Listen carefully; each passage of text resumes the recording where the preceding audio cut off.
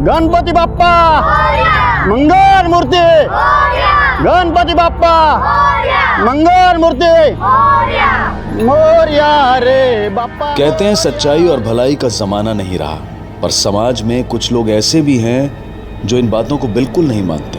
वो आज भी भलाई की राह अपनाते हैं, लेकिन कभी कभी उस राह पर भी कांटे बिछे होते हैं।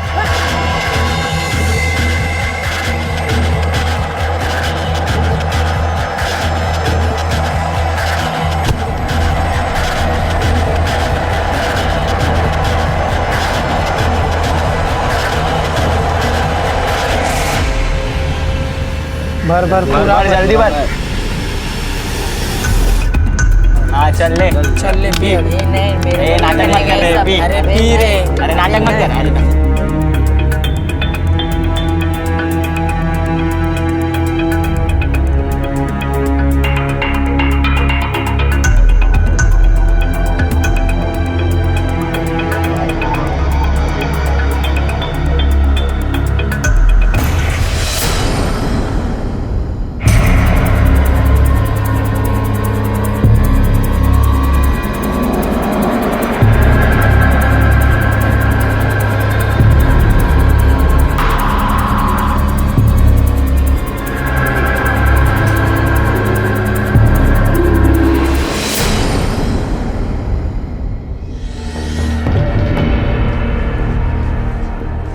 बेटा बेटा क्या कर लिया बेटा ये?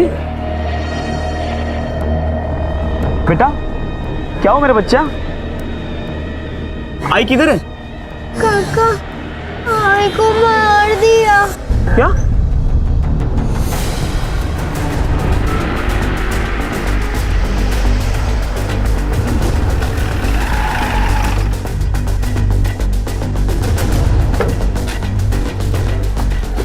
मैडम मरने वाली औरत का नाम सरिता चौहान है। उम्र लगभग 30-32 साल की है। मैडम ये हमारा खबरी है, राजेश चौहान, रिक्शा चलाता है और उसकी बीवी घर के अगले वाले हिस्से में दुकान चलाती थी।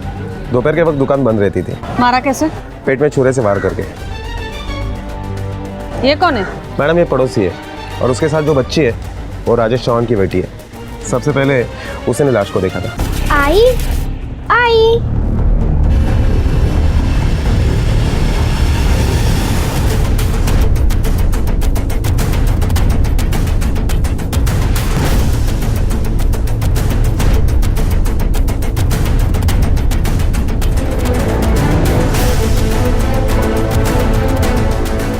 मैडम घर से कुछ पैसे भी चोरी हो गए हैं। कितने? मैडम चोरी की वजह से इसका मर्डर हुआ ये सुनकर राजेश काफी सदमे में, इसलिए कुछ बता नहीं पाया। रिकामे इतने फिंगरप्रिंट्स घेतले? हो मैडम। राणे जिस हथियार से खून हुआ है वो हथियार मिला है? हाँ मैडम। रिकामे चाकू दो। मैडम ये देखिए। और मर्डर करने वाले ने ये चाकू बॉडी में ही छोड़ दिया था।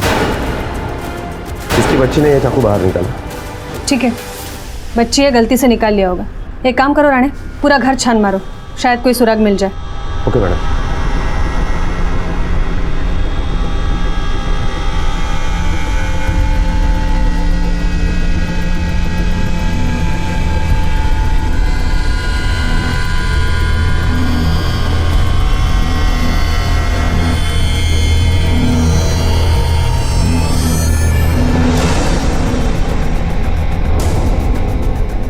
ये मूर्ति उठाओ जरा।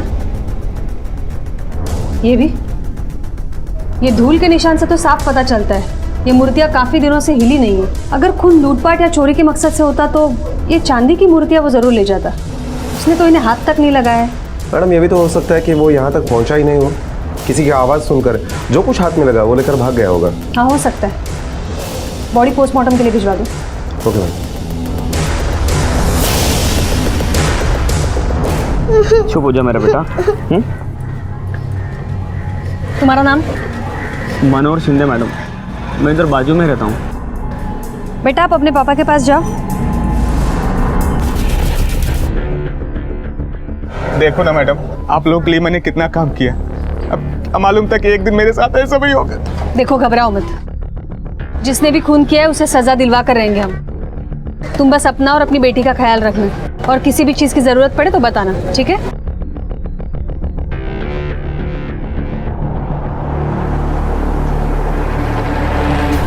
मैडम, ये राजेश चौहान हमारा खबरी है। कई गुनहगारों को पकड़ने के लिए उसने हमारी मदद की है। मुझे लगता है कि किसी ने बदला लेने के लिए उसके बीबी को मारा हो। नहीं राणे, अगर उसे बदला लेना होता तो वो राजेश का खून करता, उसकी बीवी का नहीं। एक काम करो, ये पड़ोसियों से पूछताछ करो और चेक करो ये सरिता कैसी औरत थी। Okay madam. मैडम, ये पड़ोसी है, कुछ बताना चाहता है। बोला। मैडम, एक दोपहर को 3:30 बजे की बात है। मैं सामान लेके घर पे जा रहा था, तभी मैंने एक औरत को सरिता ताई के घर से बाहर निकलते हुए देखा। अबे देख के चलना, कौन सी गाड़ी छूटी जा रही तेरी? अभी मेरे को पता नहीं था ना कि ऐसे कुछ मतलब होने वाला है। थैंक यू, आपने जो कुछ भी देखा हमें बताया। अगर आप सब लोग इसी तरह आगे बढ़ के पुलिस की मदद करेंगे तो क्राइम रेट ऐसे ही कम हो जाएगा। हाँ मैडम। मैडम, एक रिक्वेस्ट है। कहिए। मेरे घर पे गणपति बप्पा आए हैं, अगर आप सब लोग अगर आके दर्शन कर ले तो मुझे बहुत अच्छा लगेगा। ठीक है।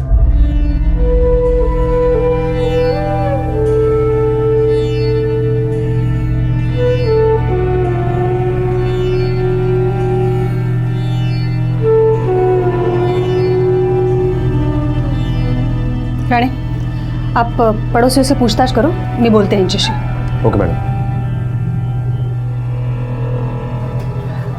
माफ़ करा, बापा घर पे आए हैं, लेकिन क्या करें, हमारी भी ड्यूटी है, आप लोगों से पूछताछ करनी है। हाँ मैडम, पूछिए ना, पूछिए। ये सविता के और आपके घर के बीच बस ये एक ही दीवार है, तो कभी ऐसा कुछ सुना है जो रोज़मर्रा से थोड़ा अलग है? हाँ, सुना तो था। 2 बजे के आसपास कोई आदमी आया था और बहुत झगड़े की आवाज़ आ रही थी। कौन आदमी था? ये तो नहीं पता मैडम, क्या है ना, पापा घर पर आए हैं तो आज बहुत काम है। लेकिन हाँ, राजेश भाऊ की तो आवाज़ नहीं थी। कोई आदमी था जो पैसों को लेकर झगड़ा कर रहा था। ये इस तरह के झगड़े पहले भी कभी हुए हैं क्या? मैडम, रोज़ मचमच होती थी सरिता ताई और भाऊ के बीच में, और सरिता ताई को किसी के भी फटे में टांग डालने की आदत थी, और भाऊ को ये सब पसंद नहीं था। मैडम, मतलब मैं समझा नहीं। मुसीबत में फंसने वाले आदमी को अपने जितना तकलीफ नहीं होता जितना सरिता ताई को होता था। सब भूल के उसकी मदद को जाती थी। तेरे को समाज सेवा का भूत सवार है। काय को मनोज और राबिया के बीच में पड़ती है? रात का 1:30 बजा है, पूरा मोहल्ला सोया हुआ है। कल सुबह बात करते हैं, खाना रखा है, जमेंगे।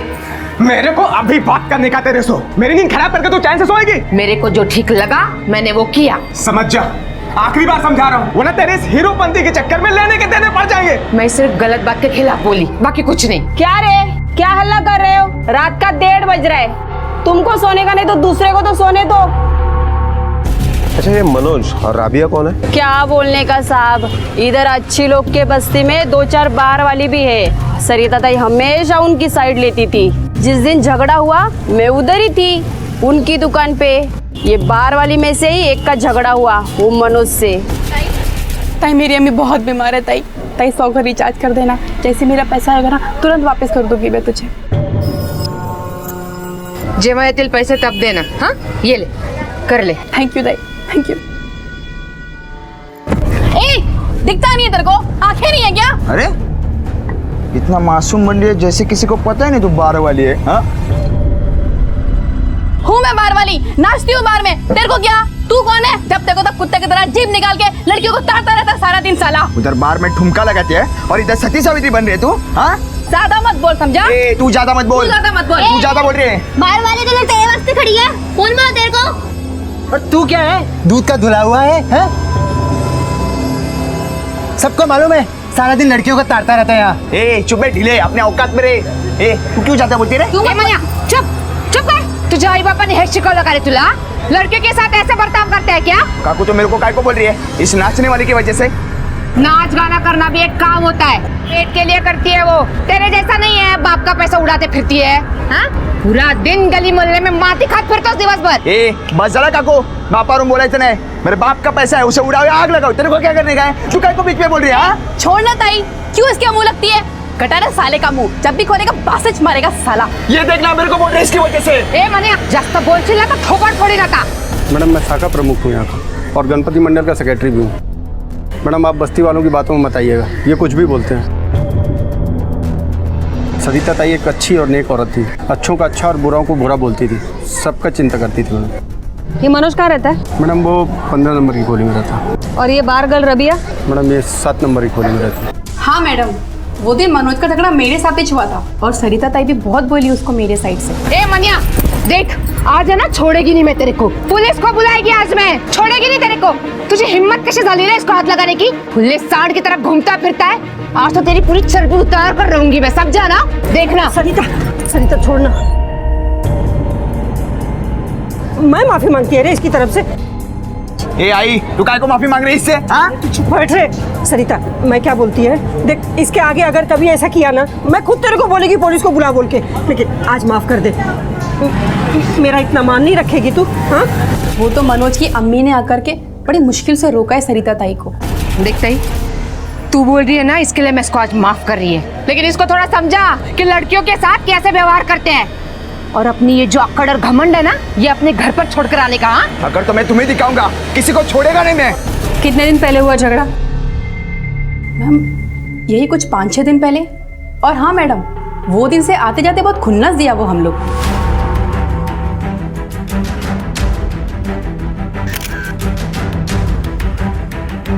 साहब मेरा मनोज ना आज ही इधर से गया। वो कल क्या है ना, उसके दोस्त की शादी है। साहब वो सरिता ना कम नहीं थी, जबरदस्ती झगड़े में घुसी थी। बताओ, अक्खा मोहल्ला हम लोग का वो बार वालियों से इतना तंग है ना, खाली वो सरिता को छोड़ के। क्या मालूम उसको वो बार वालियों से क्या हमदर्दी है। खुद का चाल चलन ठीक नहीं होगा ना, इसके लिए इतनी हमदर्दी है। चाल चलन ठीक नहीं है मतलब? अभी साहब आदमी तो निकल गया एक बार काम के लिए, तो सीधा रात में आता था। दिन भर वो मनोहर के साथ में क्या मालूम क्या गप्पे मारती थी कि दोनों का कुछ और भी था। अभी साहब वो मनोहर तो ठहरा अकेला आदमी, उसके आगे ना बीवी ना बच्चा। पर ये सरिता को सोचना चाहिए ना, सारा दिन उसके साथ दांत फाड़ती रहती थी। हमारे लिए तो सगिताई जैसी थी मैडम, बहुत अच्छी थी वो। खाली उसको ही तो हमारा दुख समझता था मैडम, कि हम लोग ये अपनी मर्जी से नहीं, मजबूरी में अपना पेट पालने के लिए करते हैं। वो तो राजेश भाव को भी बोलती थी हम लोग का ख्याल रखने के लिए। हाँ मैडम, कभी कभी जब हम लोग को बहुत देर हो जाती थी तो राजेश भाई या उनका दोस्त अपने रिक्शा से हमें बाहर से घर तक छोड़ते थे। बहुत प्यार करती थी हमसे, और सबसे ज्यादा मेरे को चाहती थी। मैं जो कहता था मेरे को लाके देती थी। गोल्डी भाई, ये पकड़ 1 मिनट। वो तू तेरे लिए बिंदी मंगाया था ना? हाँ। ये ले तेरे लिए। थैंक यू ताई। कैसा है? बहुत सुंदर है। मैं कैसी लग रही है? अच्छा है, मगर लड़का ही लग रहा है। ताई लड़की भी लगूंगी। एक बार मैं वो सेक्स चेंज का ऑपरेशन कराऊं ना, उसके बाद तू भी नहीं पहचान पाएगी कि लड़की है लड़का। मिस इंडिया लगूंगी एकदम, मिस इंडिया। पागल है बिल्कुल तू। पर फिर हम लोगों का दर्द कौन समझता है मैडम? तो सरिता ताई समझी, वो मेरे को प्यार दी, वो समझी कि मैं ये लड़का है, लड़की होने से पहले एक इंसान है मैडम, इंसान। मेरे सीने में भी दिल है जो धड़कता है, जिसमें फीलिंग्स है मैडम। मुझे भी छोटी से छोटी बात पे ठेस पहुंच सकती है। ठीक है, समझ गई मैं। आप लोगों को अगर कोई भी बात याद आती है तो बेझिझक पुलिस स्टेशन आकर बता सकते हैं। हो सकता है आप लोगों की कोई भी भूली बात हम लोगों को कातिल तक पहुंचा सकती है। ठीक है मैडम।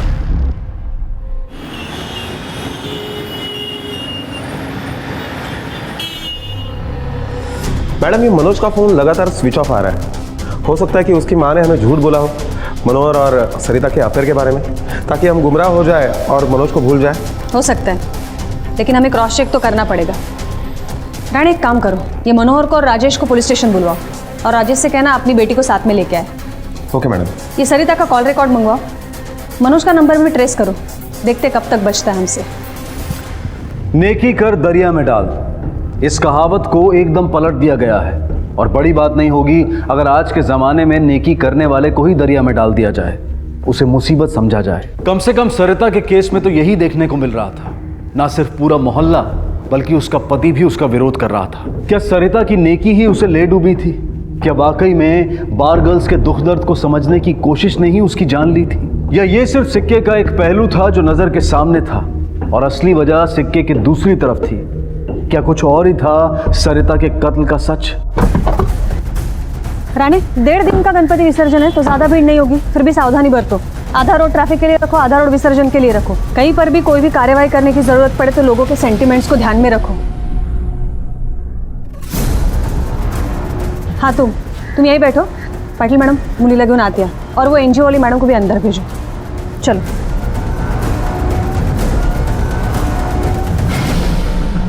ये लो आपके लिए चॉकलेट। अच्छा बेटा अभी हमें ये बताओ, आपके आई बाबा के बीच में कभी झगड़ा होता था? मेरे को अभी बात करने का तेरे सो आखिरी बार समझा रहा हूँ, समझ जा। तो बाबा मारते थे आई को? बेटा ये मनोहर काका कैसे काका है, अच्छे काका या बुरे काका? बहुत अच्छे, मेरे लिए चॉकलेट भी लाते हैं, मुझे और आई को बहुत हंसाते भी हैं। तो ये मनोहर काका जब बाबा नहीं रहते तब भी आते हैं? राणे बेटा ये आपकी हैंडराइटिंग है? ये नंबर आपने क्यों लिखा था? आपको पता है किसका नंबर है ये? एक दिन एक फोन आया था, आई बहुत डर गई थी, आई बहुत रो रही थी। नहीं नहीं मुझे पता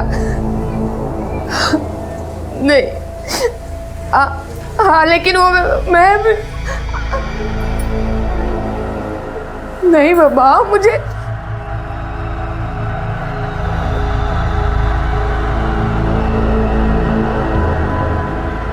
हाँ देख मैं तेरे से बाद में बात करती है। हाँ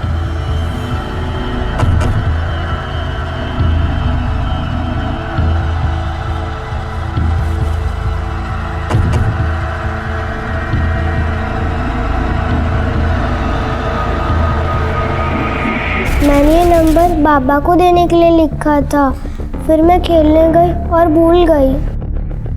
ठीक है जाओ बेटा, आप अपने बाबा के पास जाओ, आप भी जा सकती हैं। राणे पता करो ये नंबर किसका है और वो मनोहर को बुलाओ। Okay ma'am.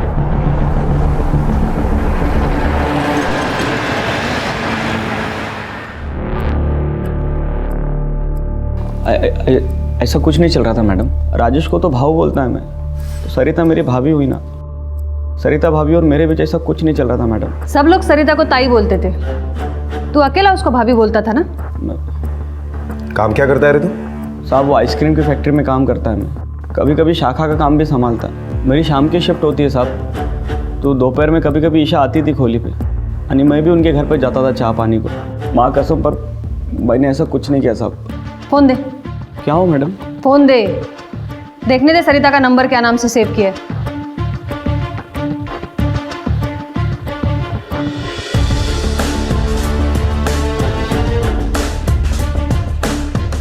ये क्या है? ये फोटो ईशा ने निकाला था मैडम, उसने सेव किया था फोन में। सरिता को भाभी बुलाता था ना, तो उसका नंबर सिर्फ सरिता नाम से क्यों सेव है? मैडम वो मैडम वो जो बच्ची ने नंबर नोट किया था उसका पता चल गया है, उसका कॉल लोकेशन चाहत बार बता रहा है। निकल और शहर से बाहर जाने की कोशिश मत करना, समझा ना? निकल अभी।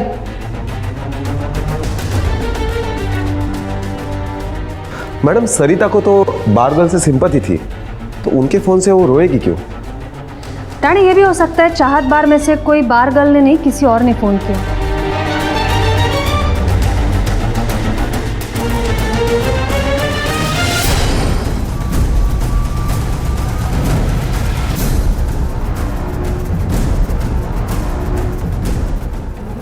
ये कौन है, क्या नाम है इसका?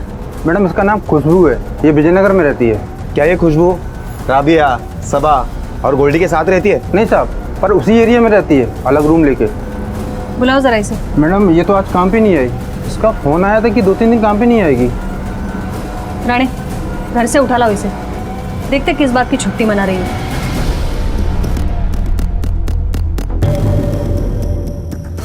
5 सितंबर को शाम 4 बजे तुमने सरिता को फ़ोन किया था? हाँ मैडम, मैं सरिता ताई को फ़ोन की थी। वो मेरे को दूसरा कोहली पे शिफ्ट करने का था ना मैडम, इसलिए। और आपको तो मालूम ही है ना, हम जैसे लोगों को कोई भाड़े पे कमरा नहीं देता है, इसीलिए फ़ोन किया था। और जब फ़ोन किया था तो सरिता ताई थोड़ी परेशान सी लग रही थी।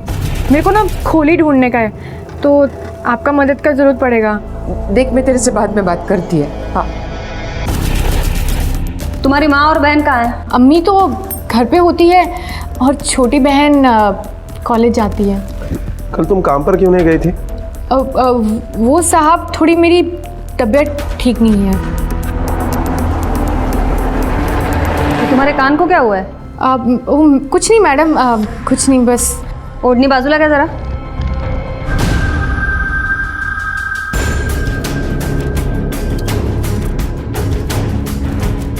बोलो। वो मैडम उस दिन जरी वाला दुपट्टा पहना था ना, तो इस वजह से अटक गया था, तो थोड़ा सा कट गया है। अब डॉक्टर को दिखा दिया था मैंने, बस 2-4 दिन पट्टी लगेगी और फिर ऐसे पट्टी में मैं बाहर में कैसे नाचेगी मैडम।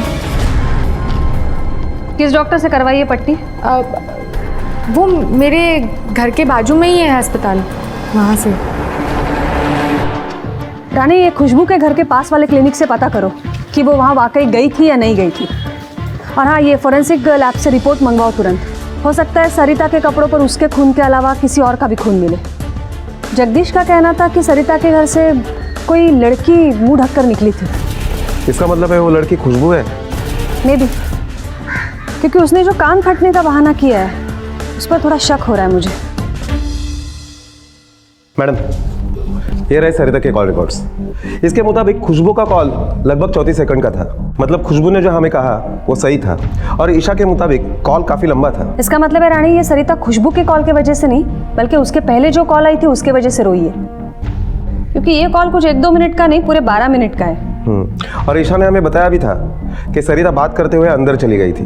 पॉसिबल है कि सरिता ने वो कॉल अंदर जाने के बाद कट किया हो और बाहर आते समय वो खुशबू के साथ बात कर रही हो। ईशा ने वही लंबा कॉल समझकर ये नंबर नोट किया हो। रानी, पता करो खुशबू से पहले किसने कॉल किया था, और मनोज के बारे में कोई इन्फॉर्मेशन मिलते ही मुझे बताओ। Okay madam.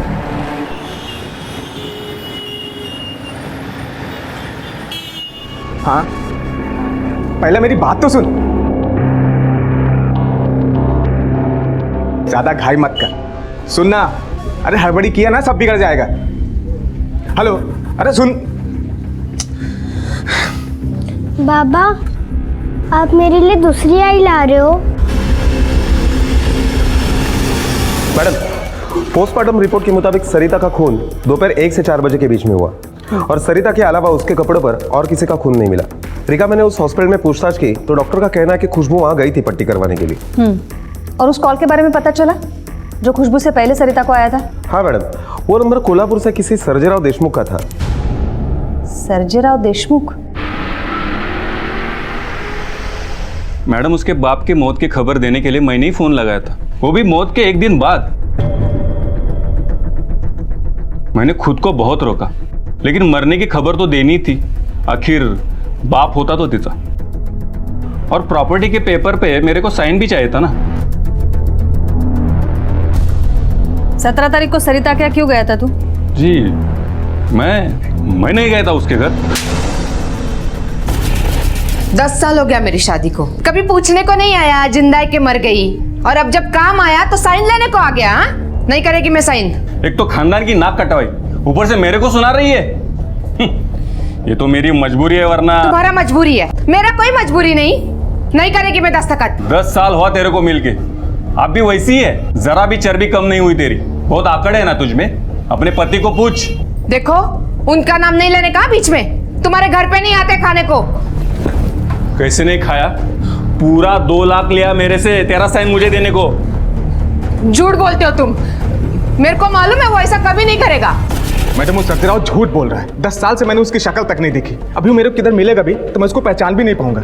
और मैडम, अभी मुझे आपसे मालूम पड़ा कि सरिता का बाप ऑफ हो गया करके। क्यों, सरिता ने नहीं बताया तुम्हें? नहीं बताया ना मैडम, पता नहीं मेरे को क्यों नहीं बोली।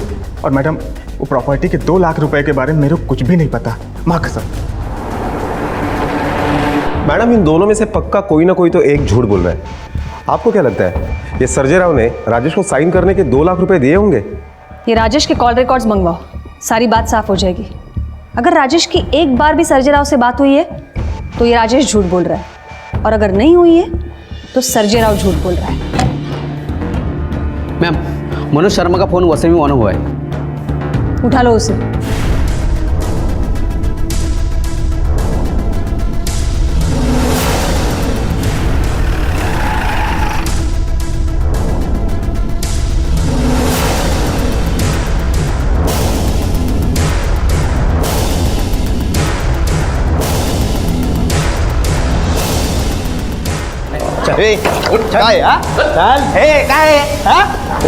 सर साहब काय को मार रहे हैं मेरे को? मैंने कुछ नहीं किया है साहब, आई शपथ मैंने कुछ नहीं किया है। सभी लोग बोलते हैं कि मैंने कुछ नहीं किया, लेकिन जो सच में कुछ नहीं करते ना वैसे पुलिस से भागते नहीं है। सब कौन बोला मैं भागा था? मैं दोस्त के शादी में गया था। शादी में गया था कि दहेज में गया था? वहाँ का होकर रह गया तू? नहीं मैम, दोस्त लोग बोले कि आज रुक जा पार्टी करेंगे, इसीलिए फोन भी बंद रखा था ताकि पुलिस डिस्टर्ब नहीं करे पार्टी में तुझे। नहीं मैडम, वो चार्जर लेना भूल गया था ना, इसलिए फोन स्विच ऑफ हुआ। ये बता, सरिता के साथ झगड़ा हुआ था ना तेरा, और तू ये बोला था कि छोड़ेगा नहीं। यहाँ मातम फैला नहीं तो तू शादी में नाचने गया, हाँ? ताकि पुलिस को शक नहीं हो तुझ पे। नहीं मैडम, वो झगड़ा तो सरिता काकू मरने से पहले हुआ था।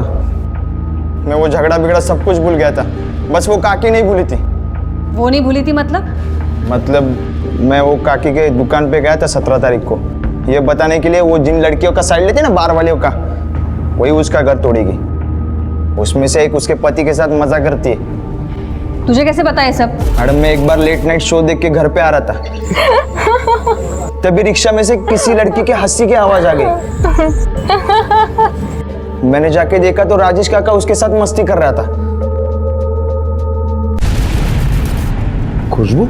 हाँ साहब, वही बाल गर्ल खुशबू, वही थी वो। मैंने दोस्तों को भी बताया ये बात, उन्होंने मुझे उल्टा बताया कि उन्होंने पहले ही देखा उनको 3-4 बार रात में। साहब आप अभी बताओ कि 1 बजे बार बंद होता है, रात को 3-4 बजे वो राजेश काका के साथ क्या कर रही थी?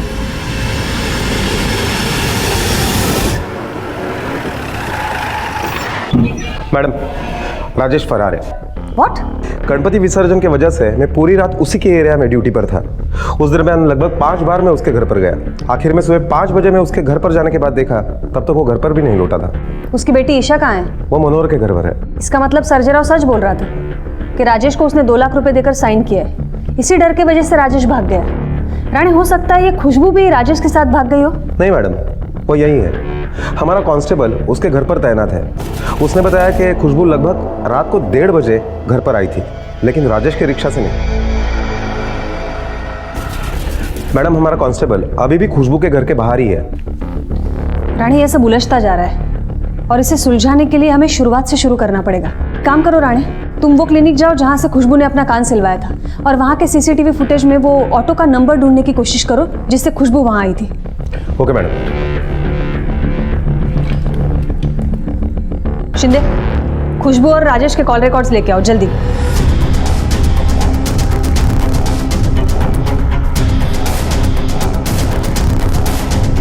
एक मिनट रुको, इस नंबर पर जरा जूम करना। रिक पे सर, ये नंबर नोट कर लो।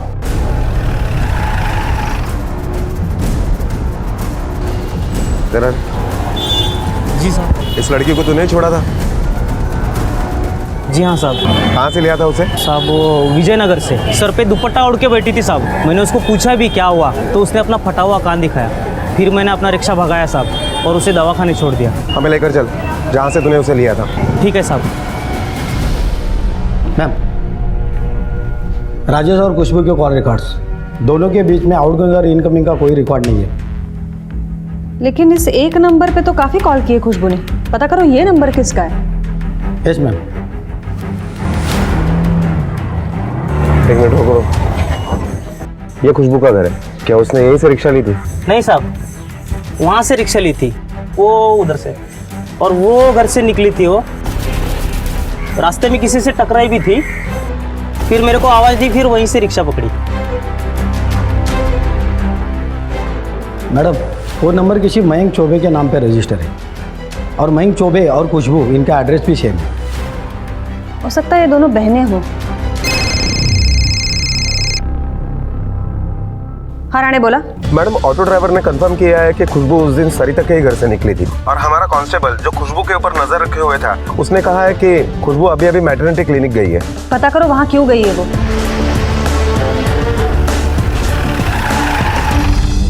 नमस्कार मैडम। नमस्कार। क्या आपके यहाँ पर कोई खुशबू नाम की लड़की मिलने के लिए आई थी? जी हाँ, आई थी। मैं उसके पेपर देख सकता हूँ? श्योर। वो लड़की 2 महीने की प्रेग्नेंट है।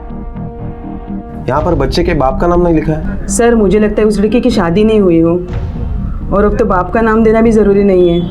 क्या वो एबॉर्शन करने के लिए आई थी? जी नहीं, रूटीन चेकअप के लिए।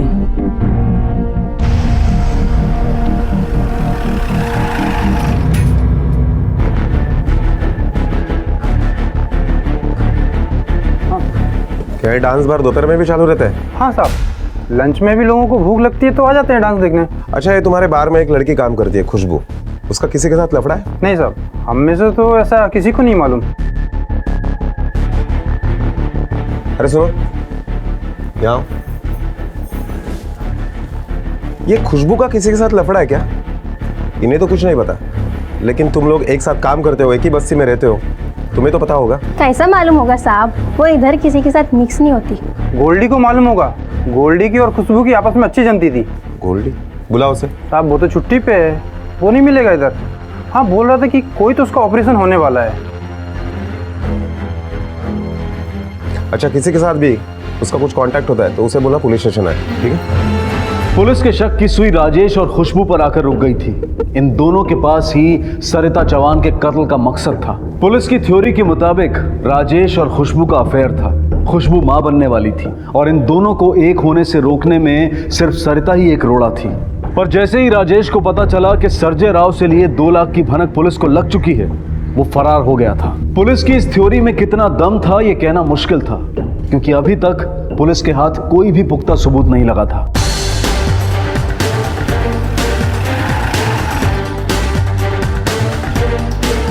पुलिस काका, काका काका, आई भी चली गई, कल से बाबा भी घर पे नहीं आए, कहाँ है वो? बेटा, हम भी उन्हें ही ढूंढ रहे हैं। काका, आप उनको बता देना कि मैं उनका घर पे इंतजार कर रही हूँ। कैसे कुछ पता चलेगा ना, हम उन्हें जरूर बता देंगे। पुराने मैडम, यस सर। खुशबू को लेके आओ। साहब क्या क्या खुशबू ने? वो तुम्हें हम अभी नहीं बता सकते। हाँ मैडम, मैं गई थी सरिता ताई से मिलने, लेकिन मैंने उसे नहीं मारा मैडम। मारने नहीं गई थी तो क्या ये बताने गई थी कि तुम्हारा उसके पति के साथ चक्कर चल रहा है? हाँ मैडम, यही बताने गई थी मैं वहां पे, और ये भी कि मैं राजेश के बच्चे की मां बनने वाली हूँ। लेकिन जब राजेश ने मुझे बोला कि ये बच्चा गिरा दो, तो मैं सरिता ताई के पास ये सोच के गई कि वो मेरे बच्चे को अपना लेगी। लेकिन जब मैं वहां पहुंची तो ताई,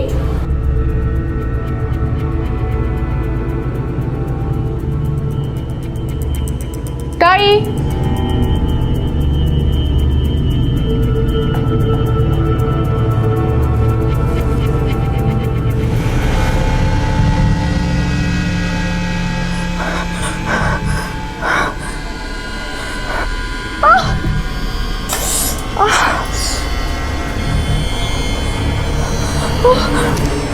मैं तो कभी सपने में भी नहीं सोची मैडम कि ऐसा कुछ होगा करके। तुम्हारा और राजेश का अफेयर था ना? फोन तो करती होगी तुम उससे। कौन से नंबर पर फोन करती थी? 4444144245। इस नंबर पर? ये मेरी बहन महक का नंबर है, फिर राजेश ने ले लिया था, उसके बाद फिर खुद यूज करने लग गया। रानी, महक के नंबर पर राजेश को ट्रेस करो, अभी वो हमें कंफर्म मिलेगा। Okay ma'am.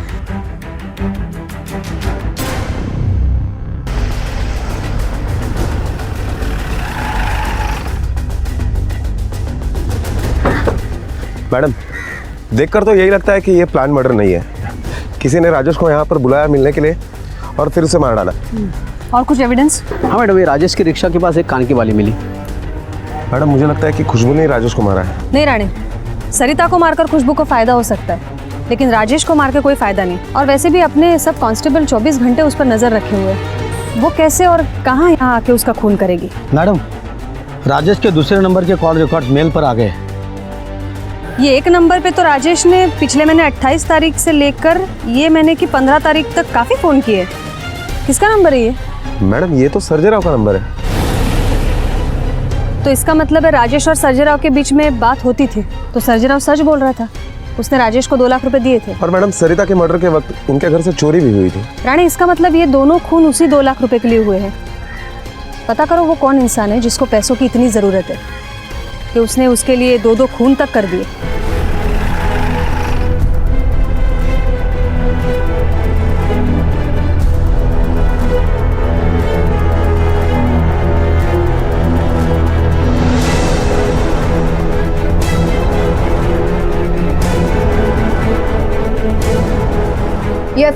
वो पेशेंट वार्ड नंबर 17 में एडमिट है।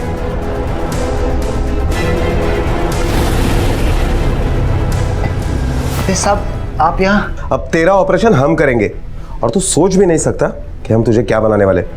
रिका में सर क्या सब चल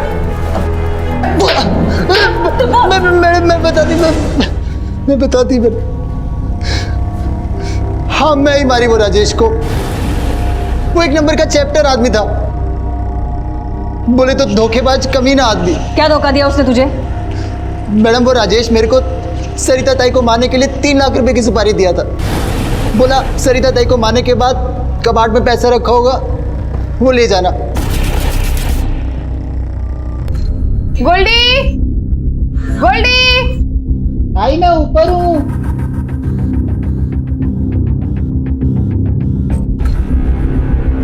गोल्डी कहाँ गया? गोल्डी,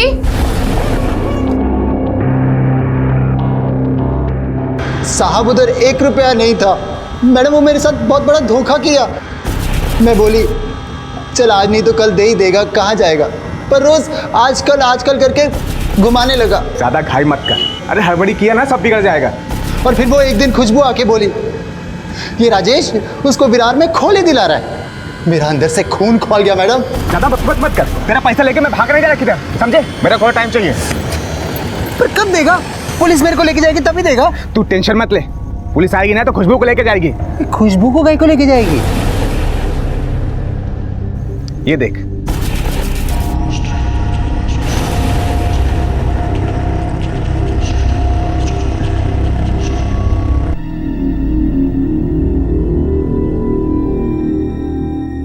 वो शानी आई थी वहां पे जब तू सरिता के मार के गया ना वहां से, उसके बाद। और पुलिस मेरे पे शक करेगी ना तो मैं बोल देगा कि मेरे को वहीं पड़ा मिला। बहुत ही चैप्टर आदमी निकला रे तू। पर तू ये सोचा कि अगर मैं पुलिस के पास जाके बोली तो? मैं पुलिस का खबरी हूँ, एक बार बोल दिया ना कि सुपारी खुशबू ने दिया था तेरे को, तो तू तो बस गया अंदर। इसलिए मेरे को काम धंधा करने दे, शांति रख, तेरा पैसा मैं दे दूंगा। चल इधर से भाग, निकल।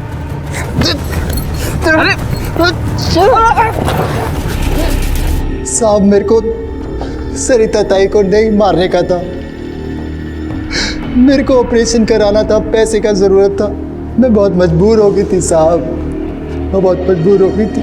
राजेश ने क्यों मरवाया सरिता को? राजेश सरिता ताई की रोज झगड़ा मोल लेने की आदत से बहुत परेशान रहता था, और उधर वो खुशबू भी पेट से हो गई थी, दिन रात उसका कान खाती थी। इसलिए राजेश ने सोचा कि सरिता ताई जैसी मुसीबत के साथ रहने से अच्छा है वो खुशबू के साथ रहे। इसलिए सरिता ताई को मारने के लिए मुझे सुपारी दी उसने। उसने सुपारी दी और तूने ले ली। पुलिस को बताने के बजाय जान से मार डाला उसको। उस दिन तो बड़े फिल्मी डायलॉग मार रहा था तू, दिल जज्बात और क्या क्या। उसे जान से मारते वक्त जमीर नहीं रोया तेरा? जिस औरत ने इतना प्यार दिया तुझे, उसे जान से मार डाला। तेरे जैसे इंसान के साथ तो धोखा होना ही चाहिए। धोखे की गुंजाइश वहीं होती है जहां विश्वास होता है, लेकिन इसका मतलब ये बिल्कुल नहीं है कि हमें किसी पर भी विश्वास नहीं करना चाहिए। लेकिन हाँ, आंख मूंद कर विश्वास करना जरूर गलत है, और इसी गलती की सजा सरिता को भुगतनी पड़ी। उसकी जान एक ऐसे आदमी ने ली जिसे वो बराबरी, प्यार और सम्मान देना चाहती थी। गोल्डी के एक निर्जीव से सपने ने एक सजीव की हत्या कर दी थी। गोल्डी को सरिता और राजेश चौहान के कत्ल के जुर्म में गिरफ्तार किया गया है। ईशा का अपने पिता के लिए इंतजार अब कभी खत्म नहीं होगा। ये बेहद जरूरी है कि हम अपने सपनों और अपने लालच के बीच में फर्क करना सीखें। कई बार हमसे जो छूट जाता है, हम उसकी मृग तृष्णा में भटकते रहते हैं, और यूं दिशाहीन भटकते हुए जो लोग हमारे पास हैं, जो चीजें हमारे पास हैं, हम उनकी कद्र करना भूल जाते हैं।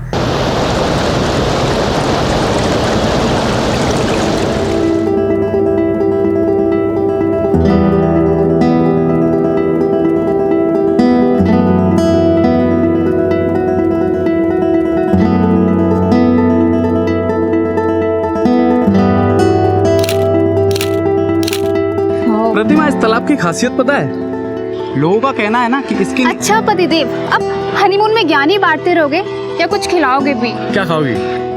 मक्का।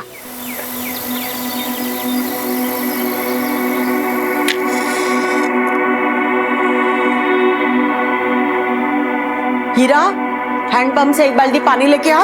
हो आई,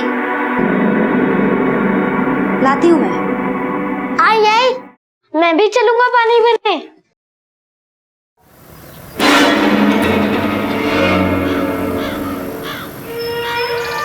दादी, दादी, दादी, वो हैंडपंप पे देखो क्या क्या है। आज अब देखती हूँ।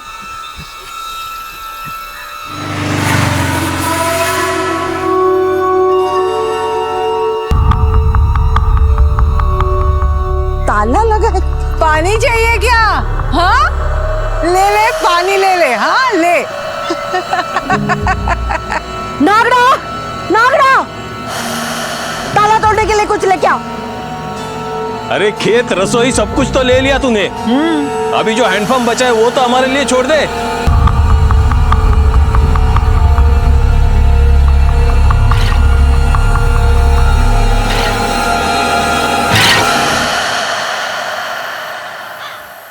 खड़ा होके मुंह क्या देख रहा है? तोड़। पंकज भाऊ,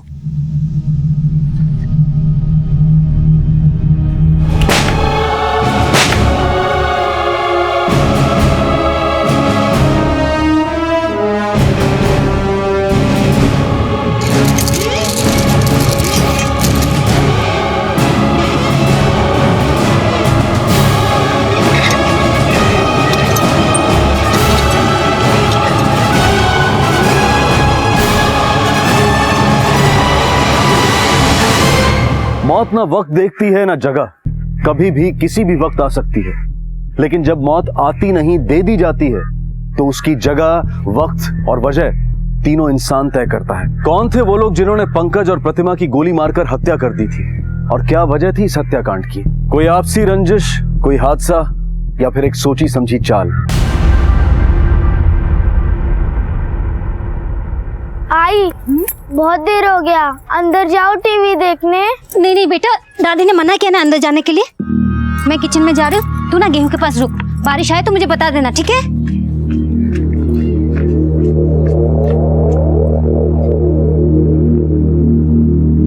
नकुल बेटा, तू यहाँ बैठे बैठे क्या कर रहा है? गेहूं का धान रख रहा हूँ। अरे तुझे तो टीवी देखने का पसंद है ना? हाँ जा ना अंदर, जा टीवी देख, मैं इधर खड़ी रहती। आई ने मना किया है। अरे कुछ नहीं रे, मैं बोल दूंगी तेरी आई को। हाँ चामुंडाय नमः, ओम ह्रीं चामुंडाय नमः, ओम ह्रीं चामुंडाय नमः, ओम ह्रीं चामुंडाय नमः। पूजा बंद करो पूजा। बाबा रुक जाइए ना, बाबा रुक जाइए। बेटे से गलती हुई, बच्चे से गलती हो गई, माफ कर दो। कोई फायदा नहीं, सब भंग हो गया। आज का मुहूर्त खत्म, मैं अगले मुहूर्त पे आऊंगा। बाबा, बाबा, तू हाँ क्यों आया? तू क्यों आया? तुझे बोला था ना अंदर नहीं आना। जाने दो ना, आई बच्चा है, तू अंदर क्यों आया? हाँ मना किया था ना, तो जा जा जा। आई, क्यों कर रही है तू ये सब? क्यों? तुझे पता नहीं क्यों कर रही है? पता है, जानती हूँ मैं, तुम पंकज के कातिल को पकड़ने के लिए ये सब तंत्र मंत्र कर रही हो। लेकिन आई मैं बोलती हूँ, तू एक बार पुलिस के पास क्यों नहीं जाती? 3 महीने हो गए, मेरा बेटा और बहू मर गई। ढूंढ पाई उनके कातिलों को? हाँ क्या कुछ? अब मैं ढूंढूंगी, समझी? ये बाबा है ना, वो ढूंढ निकालेंगे उनके नाम। वो बताएंगे मुझे कि किसने मारा मेरे बेटे को और मेरे बहू को। जैसे ही मुझे पता चलेगा ना, मैं उनका कलेजा निकाल लूंगी, उनकी गर्दन काट कर देवी मां को भोग चढ़ाऊंगी। तब मुझे जाके शांति मिलेगी, तब मुझे शांति मिलेगी। अरे 1000 रुपए से मुंह में फेंक के मारूंगा, पता तेरे 1000 रुपए मांग रहा प्रकाश को? अरे ऐसा वैसा समझेगा मेरे को? है संभल के, पैसे मांग रहे हैं मेरे को अच्छे से। पैसे इसे उठाकर अंदर ला। बेवड़ा पीना है, बेवड़ा पीना है। क्या करते हैं? आई बस करना, समझा देना, वो वैसे भी होश में नहीं है। निकम्मा कहीं का, मेरा गलत बेटा मर गया। अगर भगवान तुझे उठा लेता ना तो ज्यादा अच्छा होता, समझा?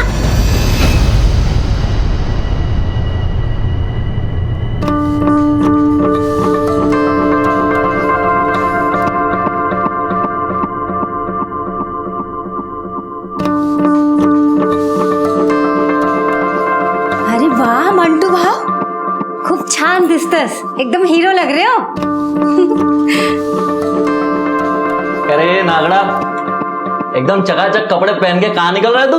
हैं? नागड़ा शादी मना रहा है। क्या बोला? शादी मना रहा है? अबे तेरे को मालूम है हम तेरे को नागड़ा क्यों बोलते? बचपन में खेत में हमको तू नंगा मिला था, नंगा, तब से हम तेरे को नागड़ा बोलते हैं। तेरे को शादी करना है तो तेरे लिए भी फिर नागड़ा की नागड़ी लाना पड़ेगा हमको। नागड़ी दुल्हन लानी पड़ेगी तेरे लिए। बिल्कुल नहीं, मैं मंटू भाव के लिए एक छान सी मुर्गी लेके आऊंगी, खूबसूरत, है ना?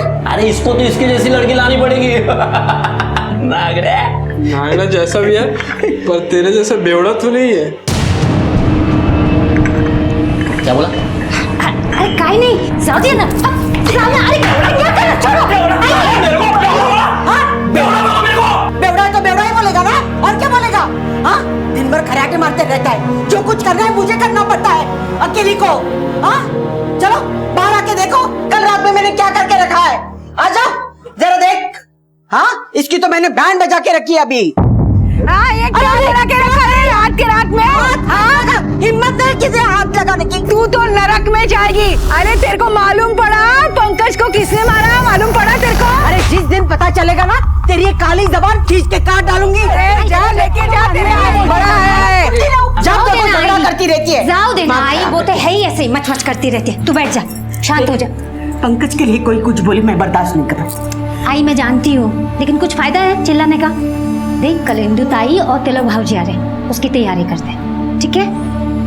जा।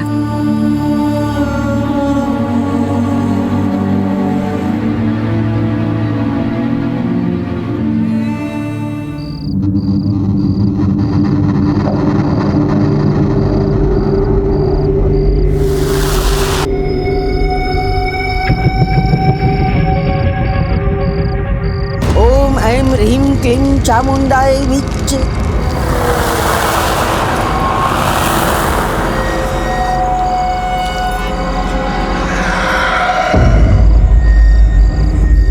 जवाब दे मुझे, मेरे सवाल का जवाब दे। तेरा बेटा और बहू का खूनी कौन है?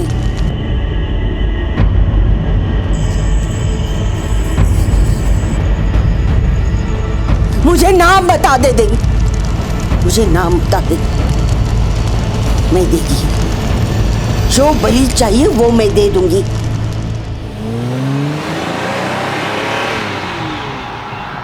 बस बस बस बस। अरे भाजी नमस्ते। और कैसे हो? बढ़िया बढ़िया बढ़िया बढ़िया। इंदु संभाल के। या आओ। कैसे हो? अरे रहो दे आ गई अपनी आई की याद। मेरे बच्चे आ गई आई की याद, और ये यहीं रहेगी जब तक बच्चा नहीं हो जाता, आपके साथ। सच? हाँ भाजी।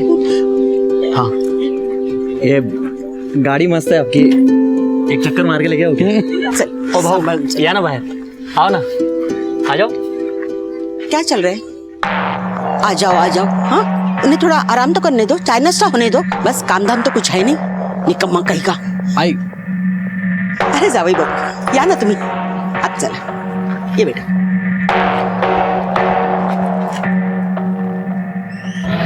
तुम्हें चॉकलेट पसंद है? संभाल के चलना। अरे रहने दो, नागड़ा वो लेके आएगी। चलो। आई ये दीवार, वो बाहर का कचरा है ना, वो अंदर ना है, इसलिए। आप चलिए हाथ मुंह धो लीजिए, आइए। चल और कौन से स्कूल में पढ़ते हो नकुल? मैं MTS खालसा हाई स्कूल। हाँ। अरे वाह। और सब क्या? रुको, क्या हुआ? ये गंदा पानी।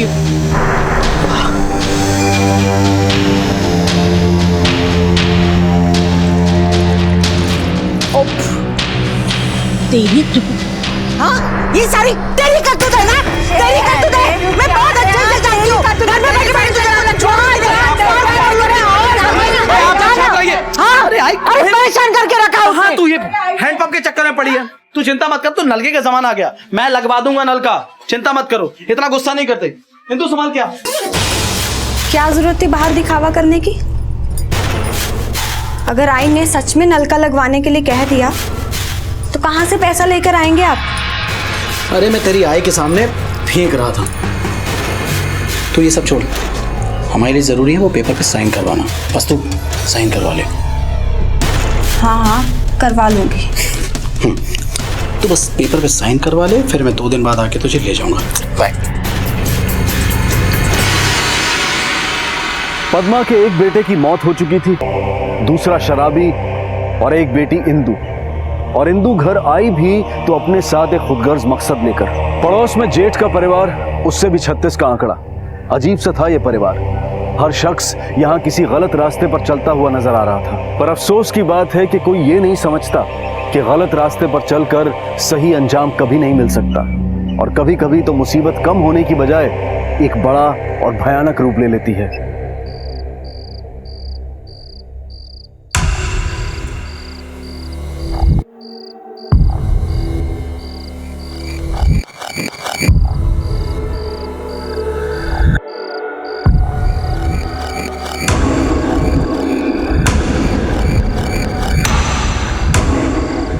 आई आई आई इंदू ताई आई कुठे गेलीस?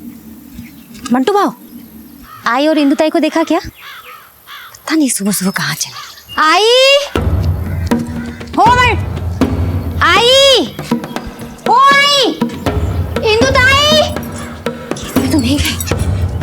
आई अरे क्या ये चिल्ला रही तू? मेरे लिए चाय बना। ए हीरा सुन। मंटू भाऊ, तुम जरा खेत में आए और इंदू दीदी को देख के आओ। हाँ? मैं गांव में देख के आती हूँ, जल्दी करो। आई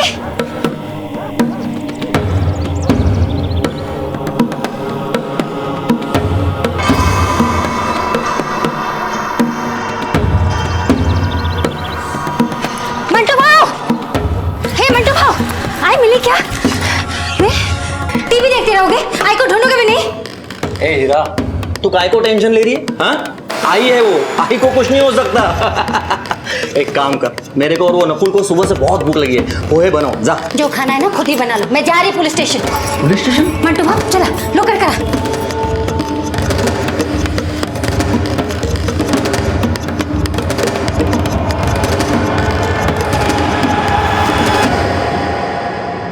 आखिरी बार कब देखा था आई को? कल रात को हम सब साथ में खाना खाए। सुबह में उठे तो देखी वो दोनों घर में नहीं है साहिब। हमने पूरा गांव ढूंढ लिया और अरे इंदु अपना फोन भी घर पे भूल गए साहिब। ये कौन? हमारे लिए काम करता है साहब, मंटू भाव। साहब आई बिना बताए कहीं नहीं जा सकती साहब, जा ही नहीं सकती वो। जा ही नहीं सकती मतलब? उनको पता है आई के बिना हमारा घर नहीं चलता, चल ही नहीं सकता है साहब।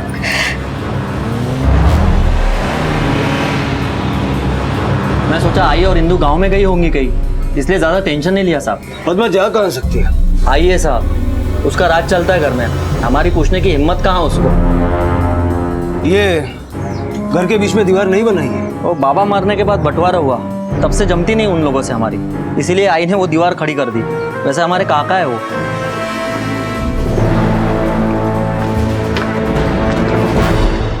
गलती हुआ मेरे से जो मैं उसको इधर गांव में छोड़ के गया। और आप लोग जरा अपना स्पीड बढ़ाओ, स्पीड। मेरा पहुंचना बहुत ऊपर तक है। हरीश सावंत का बेटा हूं मैं, हरीश सावंत का, समझ में आया? देखिए चीखने चिल्लाने से कुछ नहीं होगा, हमें अपना काम करने दीजिए। जैसे कुछ खबर मिलेगी हम आपको बताएंगे। अभी आप जाइए जाइए। सर हरीश सावंत 2 बार विधायक रह चुके हैं, काफी बड़ा नाम है उनका। सर कहीं ऐसा तो नहीं विधायक की बहू सोचकर इंदु को किडनैप कर लिया हो? पर बेटी के साथ मां भी तो गायब है राजेश, दोनों को, वो भी घर से किडनैप करने की वजह तो होनी चाहिए। वैसे सर दुश्मन भी तो घर के अंदर ही थे, वो दीवार की उस तरफ। प्रकाश ने बोला तो था उनसे बनती नहीं है। कुछ मत पूछो साहब, मोतीलाल के मरने के बाद सब कुछ बटा, घर, पैसा, खेत सब बटा, लेकिन ये मनुष्य हैंडपंप को नहीं बांट पाए। लड़ाई तो रोज होती रहती थी साहब, और देखिए ना ये जबरदस्ती पद्मा ने ये इधर दीवार बना दी। पद्मा के बारे में ना हमको कुछ नहीं मालूम, किधर जाती है, क्या करती है, कुछ पता नहीं है। हाँ लेकिन वो तंतर मंतर रोज करती रहती है। अच्छा, तुम्हारी सास ये सब तंत्र मंत्र कर रही थी, पहले क्यों नहीं बताया? वो सब मैंने सोचा था कि कब से कर रही थी? साहब, जब मेरे देवर पंकज और भाभी की मौत हो गई ना, उसके बाद से आई ने ये सब चालू कर दिया था। साहब मैं बोलता हूँ, आई का भेजा सटक गया होगा, भाग गई कहीं पर। नहीं साहब, ऐसा नहीं हो सकता। ऐसा होता तो इंदुताई का क्या, वो तो पेट से भी थी। आई उसकी और बच्चे की जान खतरे में नहीं डालेंगे साहब।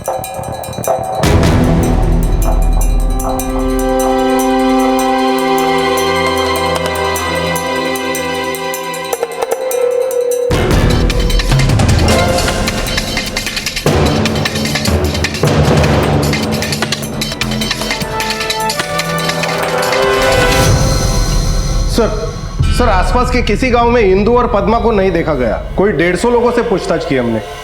राजेश, मुझे कल से एक बात खटक रही है। ये प्रकाश थोड़ा अजीब सा आदमी है। घर से एक नहीं 2 लोग गायब है। उसकी माँ गायब है, उसकी बहन गायब है। ना तो ये हमारे पास कंप्लेंट लिखवाने आया है, और अगर उसकी माँ के बारे में पूछो तो ऊपर टांग बकता है। इस प्रकाश के बारे में और इन्फॉर्मेशन निकालो, और लोनावला पुलिस स्टेशन से ये भी पता करो कि पंकज और प्रतिमा के मर्डर के इन्वेस्टिगेशन का क्या स्टेटस है। सर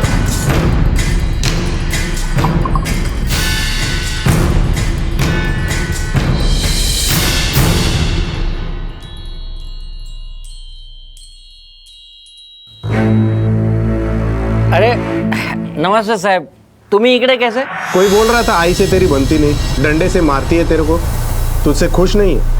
उस घर में ना मैं एकदम काले धब्बे जैसा हूँ, नालायक बेटा।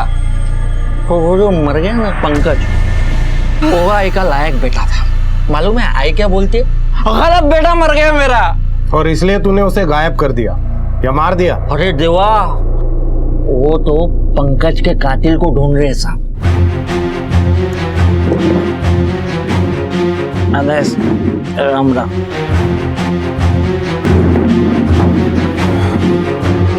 इस पर नजर रखो।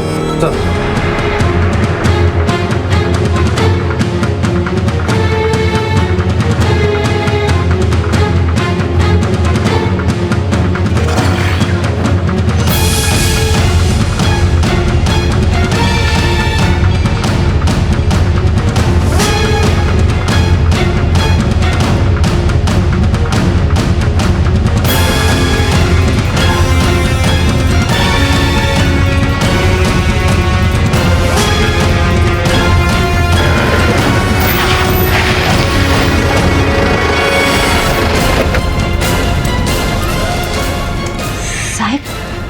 आई और इंदु की कोई खबर? पति कहाँ है तुम्हारा? वो तो सुबह से निकल गए घर से। क्यों, क्या हुआ साहब? हमारे एक कांस्टेबल ने उसे 4 बजे आखिरी बार देखा था, उसके बाद से वो गायब है। पुलिस का अनुमान था कि प्रकाश ही इंदु और पद्मा के गायब होने की वजह है, लेकिन इससे पहले कि अनुमान सिद्ध हो पाता, एक और अपराध की घटना पुलिस के सामने आई।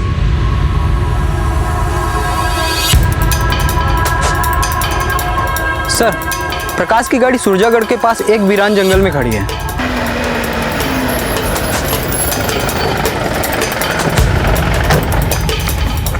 सर, और कुछ मिला आसपास? नहीं सर, पास में एक घर है, उसमें भी ताला पड़ा है।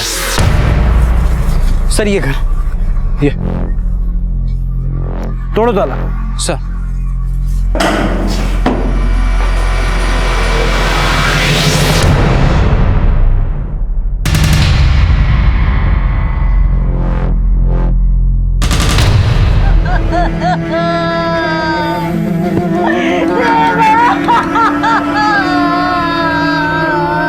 अरे क्या हो गया रे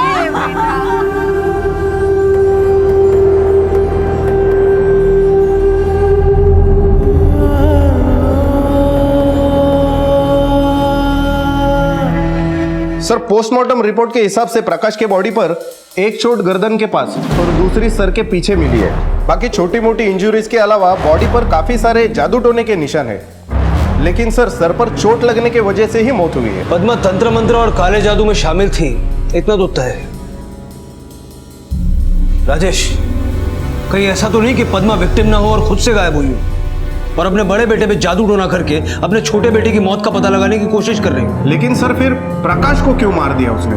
अपने एक बेटे के लिए दूसरे बेटे की बलि कौन सी माँ देगी? अगर पद्मा इसमें इन्वॉल्व नहीं है तो फिर कोई और है जो अभी तक हमारे सामने नहीं आया। सर एक बाबा का पता चला है जो पद्मा की इस जादू टोने में मदद करता था। लेके आओ उसे। सर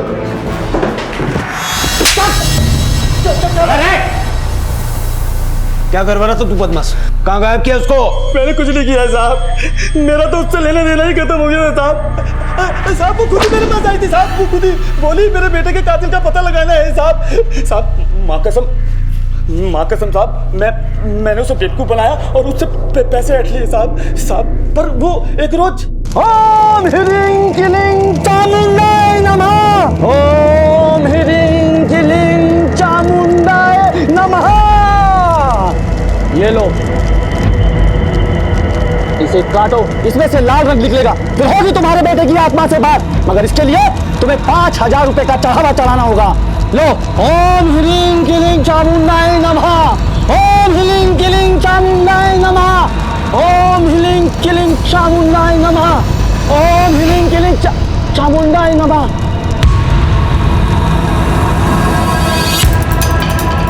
मैं अभी आता हूँ। तूने नींबू में रंग नहीं मिलाया, कचरा कर दिया। अच्छा खासा मौका था मेरे पास आज 5000 रुपए कमाने का। अब दोबारा वापिस जाकर बात संभालनी होगी। ओम ह्रीं क्लीं चामुंडाय नमः। किसको बुद्धू बना रहा है? हाँ, पैसा हटने रहा, मेरी भावना से चल रहा, मेरे समझ से चल रहा। क्या चल रहा है? क्या चल रहा है? क्या चल रहा है? एक काम करो, आसपास के सारे बाबा और मंदिरों का पता लगाओ। पूछो पद्मा को पिछले कुछ दिनों में किसी ने इधर देखा है क्या? ये जादू टोने की सामग्री उसने कहीं से तो ली होगी। और पद्मा के परिवार पे नजर रखो। 2 लोग गायब हो चुके हैं और 3 मारे जा चुके हैं। पता नहीं अब आगे और क्या होगा। सर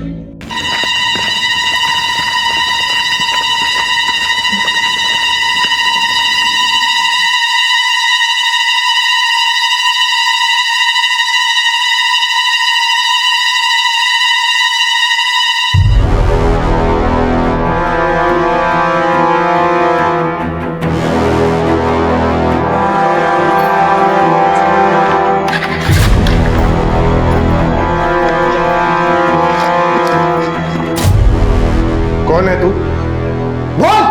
मेरा बेटा है साहब, मेरा अपना बच्चा। हाँ। छुप के क्यों मिल रही थी अपने बेटे से? साहब वो आई नहीं बोला था किसी के सामने नहीं आने को। क्यों? उसका पहले से दूसरे थाने में कोई केस चल रहा है, तो मैं सोची आपके सामने आएगा तो खाली पीली आप लोग शक करेंगे, इसलिए चुपके से अकेले में मिल रही थी साहब। सर ये शोभित अपने कॉलेज में जाना माना गुंडा है, 4 साल से फेल हो रहे हैं। कॉलेज वो सिर्फ गुंडागर्दी करने जाता है। सर कॉलेज भी उसी एरिया में है जहां पंकज और उसके वाइफ की मौत हुई। पर सर मैंने ये भी पता किया, पंकज प्रतिमा मर्डर केस में अभी तक लोनावला पुलिस को कोई खास एविडेंस नहीं मिला है। कहीं पंकज की मौत के केस के साथ इस केस का कोई कनेक्शन तो नहीं? हो सकता है कि शोभित पंकज के मर्डर में इन्वॉल्व हो और पद्मा या प्रकाश को इस बात का पता चल गया हो और इसने उन्हें चुप करा दिया। इस लड़के का मुंह खुलवाओ। माझी भाई को कुठे है? कहाँ है मेरी बीबी? तुम लोग यहाँ बैठ के क्या झक मार दे रहे हो? आवाज नीचे। 24 घंटे है तुम्हारे पास। अगर मुझे मेरी हिंदू नहीं मिली ना तो यहाँ मैं कलेक्टर के साथ आएगा, कलेक्टर के साथ।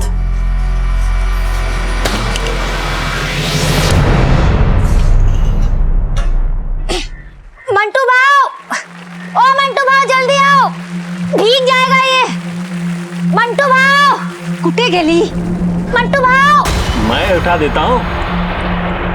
अरे उठाओ। मुझे बताओ कि इतना सब झगड़े के बाद क्या फायदा हुआ? कुछ नहीं। अब किराया इकट्ठा करना है, खेत देखना है, फसल देखनी है। अकेली लड़की कैसे कर पाओगी ये सब? और अकेली विधवा इस गांव में कैसे रह पाओगी? आपको मेरी फिक्र करने की कोई जरूरत नहीं। वैसे भी 1-2 दिन में वापस आ ही जाएगी। अब तक तो आई नहीं।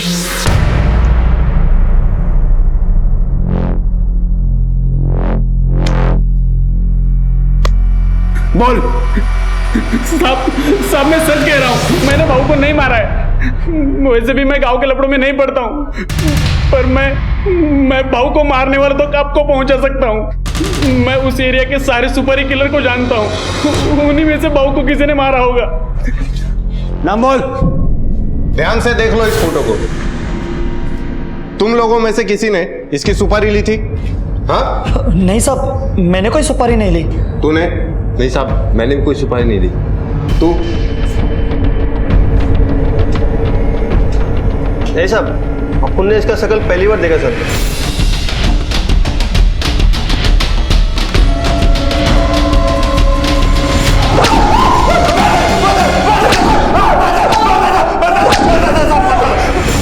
साहब मैंने सुपारी लिया था साहब। वो मैं जानता हूं, सुपारी दी किसने थी।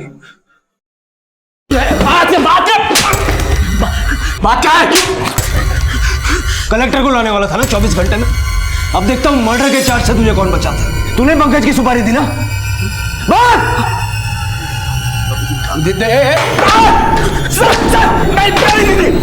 मैंने दी थी पंकज और उसकी बीवी की नाम की सुपारी।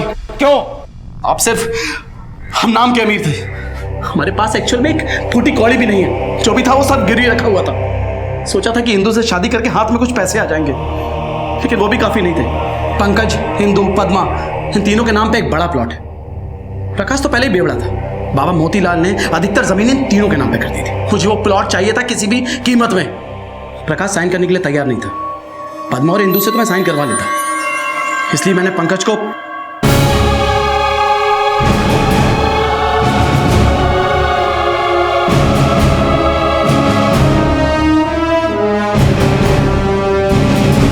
पंकज भाऊ,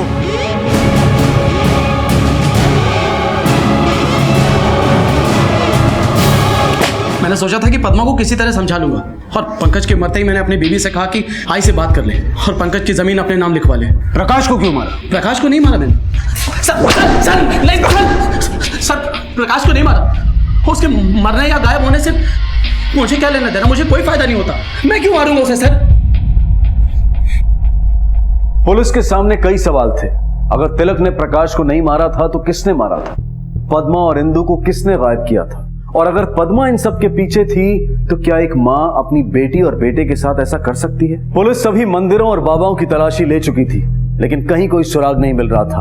और तभी अचानक एक बार फिर खुदगर्जी और लालच सुराग की शक्ल में सामने आए।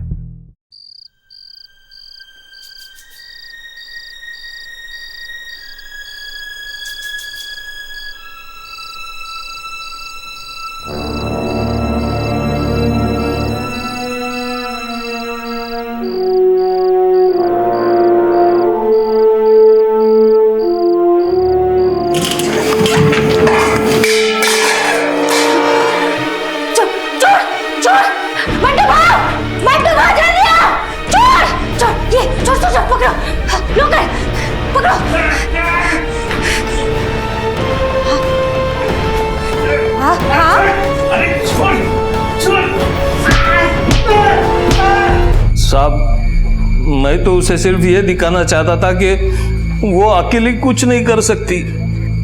मैं तो चाहता था कि डर के मारे वो अपनी जमीन की भागीदारी मेरे हाथ में दे दे, लेकिन मेरे को क्या मालूम था कि वो साला नागड़ा मेरे को इतना मारेगा। देखो साहब कितना मार रहा है, देखो मार डालना था जैसे मार रहा था। देखो साहब, देखो।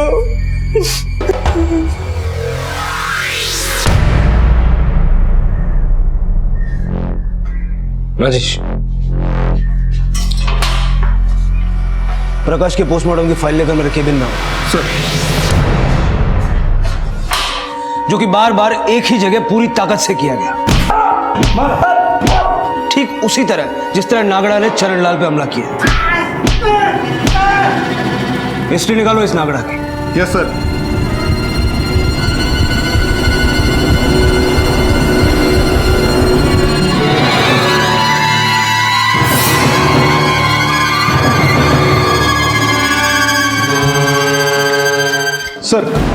सर, मैंने नागड़ा की पूरी हिस्ट्री निकाली। प्रकाश उसे बहुत मारता था, लेकिन पद्मा और इंदु के गायब होने से इसका क्या कनेक्शन है समझ में नहीं आ रहा। क्योंकि जिस रात वो दोनों गायब हुई, नागड़ा घर पे था ही नहीं, वो खेत में काम कर रहा था। इन रात को नागड़ा खेत में क्या काम कर रहा था?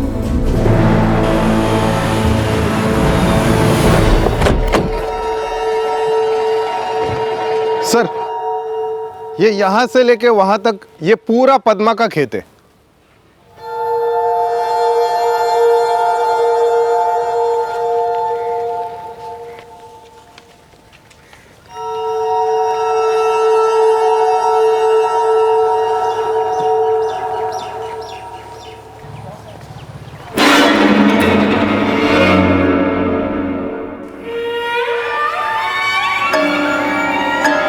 ये देख रहे हो, बाकी के खेत के मुकाबले इस हिस्से की फसल छोटी है। ऐसा आमतौर पे होता नहीं है। पता करो यहाँ बुआई कब हुई थी? सर, ये अरे इकडे रे।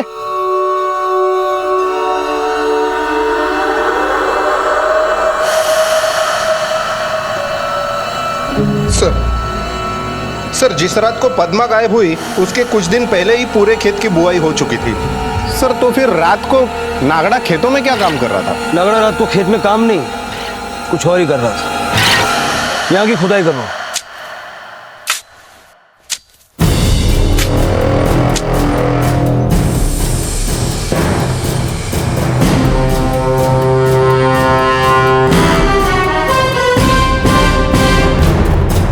सब नाम ले।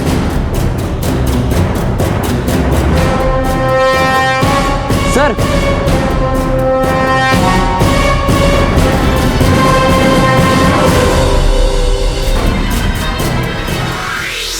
क्यों मारा अपनी मालकिन को? मार! क्यों मारा? नागड़ा को मालकिन ने बोला तो मारा। क्या बकता है? पद्मा ने खुद बोला तुझे उसे मारने के लिए। नागड़ा की मालकिन तो पद्मा नहीं है, नागड़ा की मालकिन तो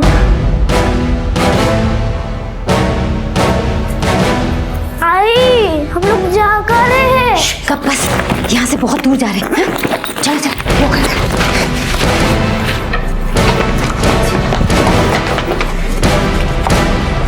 खेल खत्म।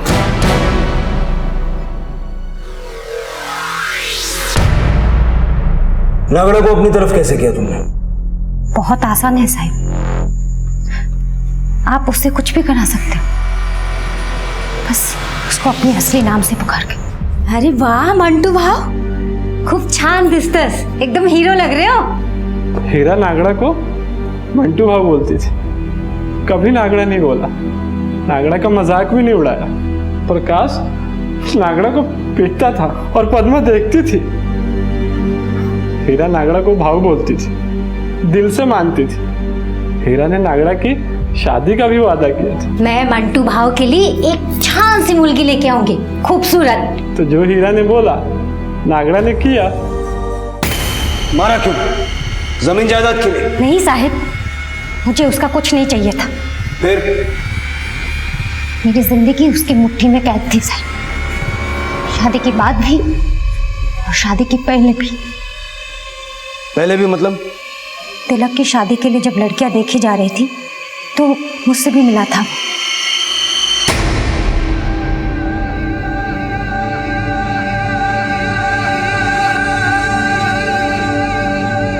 और वो मुझे पसंद था, पर तिलक इंदु से भी मिला। और उधर पद्मा मेरे घर आए अपने बेटे प्रकाश का रिश्ता लेकर, ये जानते हुए भी कि उसका बेटा एक नंबर का शराबी और निकम्मा है। तिलक की फैमिली की बुराई कर करके उसने मेरी और तिलक की शादी तोड़वाई और अपने पियक्कर निकम्मे बेटे के साथ मेरी शादी करवाई, और उधर इंदु और तिलक की शादी करवाई। और ये बात मुझे हाल ही में पता चली। आई, उस जमीन पर मेरा भी तो हिस्सा है ना। यहाँ मैं कौन सी दौर से गुजर रही हूँ तुझे पता है ना। पर आई, मेरा बेटा गुजर गया है और तुझे अपने हक की पड़ी है। मुझे मालूम है ये तू सब किसके कहने पर बोल रही है। तेरे पति ने बोला ना तुझे? हाँ बोल, लेकिन ये मत भूल तिलक से तेरी शादी मेरी वजह से हुई है, नहीं तो उसकी शादी हीरा से होने वाली थी। भूल गई तो? ये हिस्से विस्से की बात फिर से मत करना, जब वक्त आएगा मैं खुद दे दूंगी। इस बात का फिर से कोई जिक्र मत करना, हीरा सुन लेगी तो बवाल मच जाएगा, समझी? जब मुझे ये सब पता चला तो मेरा खून खौल उठा। मैंने तय कर लिया मैं इन दोनों से बदला जरूर लूंगी। आई कुछ भी करने के लिए तैयार हो गई थी, हर वक्त वही जिद, पंकज के कातिल को पकड़ना है। मैंने भी उसका फायदा उठाया। उसे बोला एक शक्तिशाली तांत्रिक है जो आत्माओं से बात कर सकता है। तांत्रिक पर आई का विश्वास बढ़ाने के लिए मैंने पहले से ही घर की कुछ कुछ बातें उस तांत्रिक को बता के रखी थी।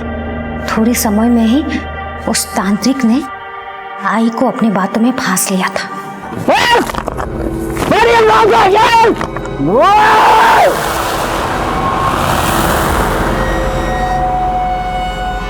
कातिलों का पता चल जाएगा, पर एक शर्त है। कैसी शर्त बाबा? मुझे ऐसी शक्ति चाहिए जो आजन्मी है। ला पाएगी? हाँ, कोशिश करूंगी। तेरी बेटी बिंदु के पेट में बच्चा है, ला पाएगी उसको?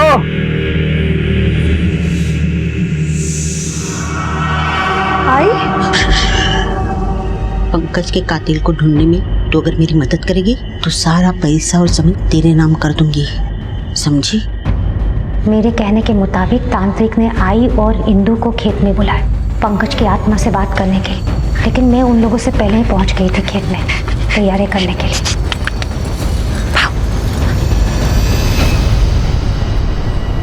सब कुछ वैसा ही हो रहा था जैसे मैंने सोचा था।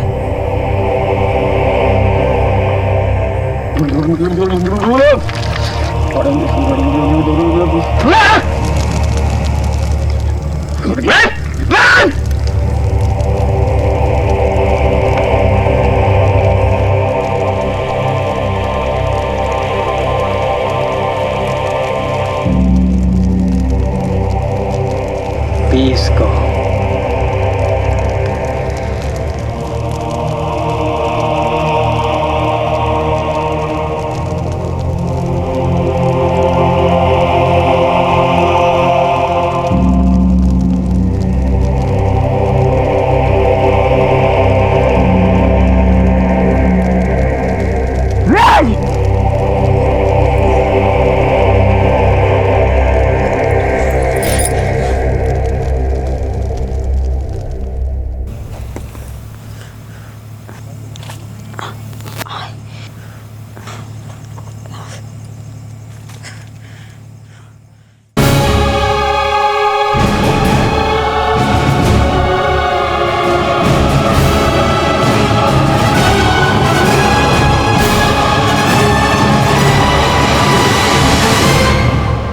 प्रकाश को मैंने इसलिए मारा ताकि इस घटिया जिंदगी से मुझे छुटकारा मिल सके।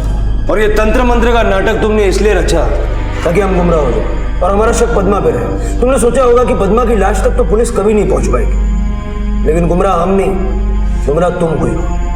ये तुम्हारी गलतफहमी है अगर तुम सोचती हो कि तिलक बहुत अच्छा लड़का है। पंकज का कत्ल तिलक ने करवाया और उसके पास ना ही कोई पैसा है ना ही कोई संपत्ति, जो है सब दिखावा है।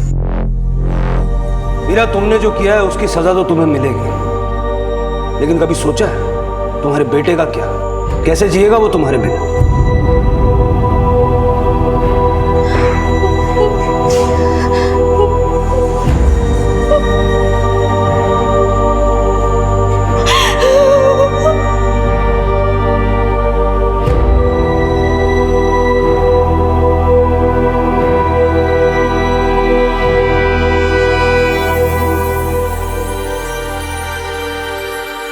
पद्मा ने अपने मरे हुए बेटे के कातिलों को तलाशने की लालसा में अंधविश्वास का सहारा लिया, जिसका फायदा उठाया बदले की आग में जल रही हीरा ने। अगर उन दोनों ने ही अपने बीते हुए कल को पीछे छोड़कर अपने आसपास के लोगों को महत्व दिया होता तो आज शायद सिर्फ वो दोनों ही नहीं बल्कि प्रकाश भी उनके साथ एक खुशहाल जीवन जी रहा होता। अब मैं अनूप सोनी आपसे विदा लेता हूँ, फिर मुलाकात होगी अगले एपिसोड में जुर्म की एक और कहानी के साथ। तब तक अपना और अपने परिवार का ख्याल रखें और देखते रहें क्राइम पेट्रोल डायल 100। सबक एक को सीख हम सबको। जय। क्राइम पेट्रोल के और भी दिलचस्प कहानी देखने के लिए हमारे चैनल को सब्सक्राइब करें और बेल आइकॉन दबाना न भूलें।